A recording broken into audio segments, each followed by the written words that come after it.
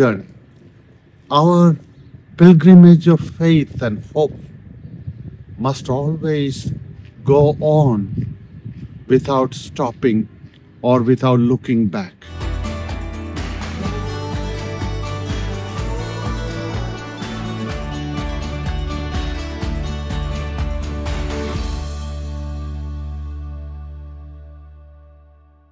My dear friends, today is the first Sunday of Lent, and the gospel passage that we are given to reflect on this day is the typical one that we normally hear every first Sunday of Lent, namely the temptation of Jesus in the desert. It's from St. Luke's Gospel, chapter 1, verses 1 to 13. The Lenten journey has already begun. And it is very interesting to note that Pope Francis, who is ill at the moment, who has given us something to reflect upon and to spend this season of Lent in a beautiful and fruitful way. Pope Francis describes Lenten journey as a journey or a pilgrimage of hope. Journey or a pilgrimage always reminds us that we are on the go. Yes, the first and foremost thing perhaps at the beginning of this journey of faith and hope, we are to remember that our spiritual journey, our pilgrimage of faith and hope must always go on without stopping or without looking back.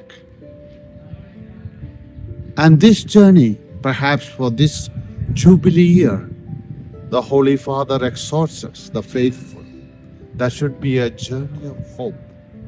And Jesus himself being the hope and the center of our faith. The temptations that Jesus faced and confronted at the beginning of his public ministry are very similar to the temptations that we ourselves and humanity has always faced from the very beginning. Namely, a relentless search for pleasure, immediate gratification. And the most common thing that we all experience is our appetite for food to satisfy the bodily desire.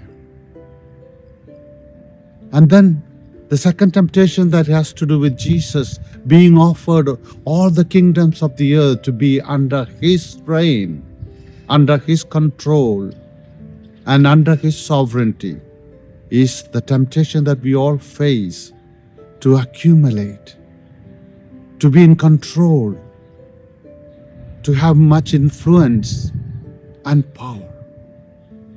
And the third temptation that the devil exposes Jesus is by taking him to the pinnacle of the temple in Jerusalem.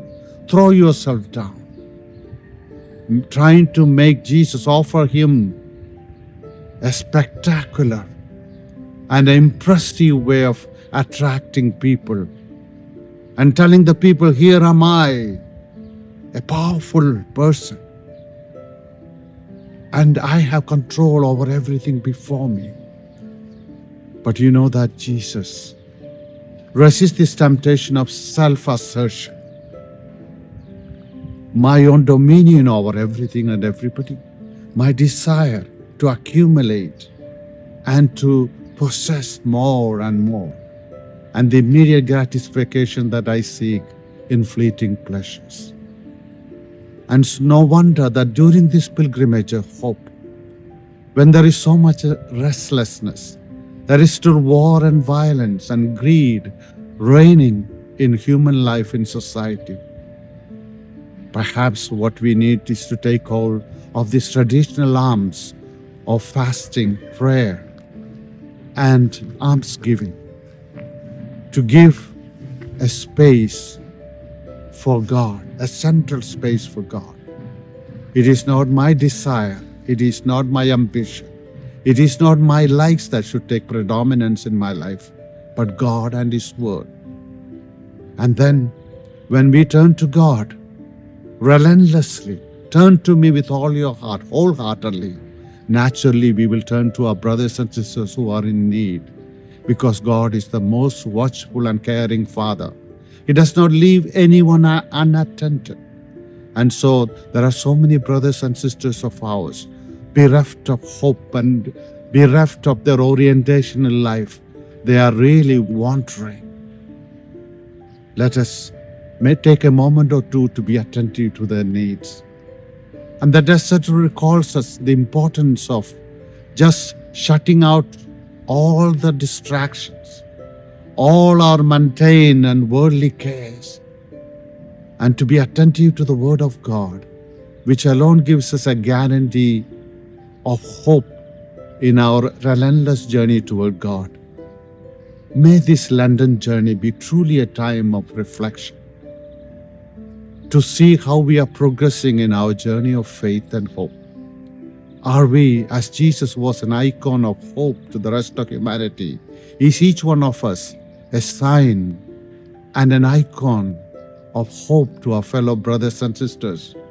And we are a sign to the rest of the world that God is there. We should anchor ourselves. We should reconnect ourselves purposefully and intentionally to a God who is always watchful of us, and let Him reign over our life, and this Lenten journey will certainly bear its fruit.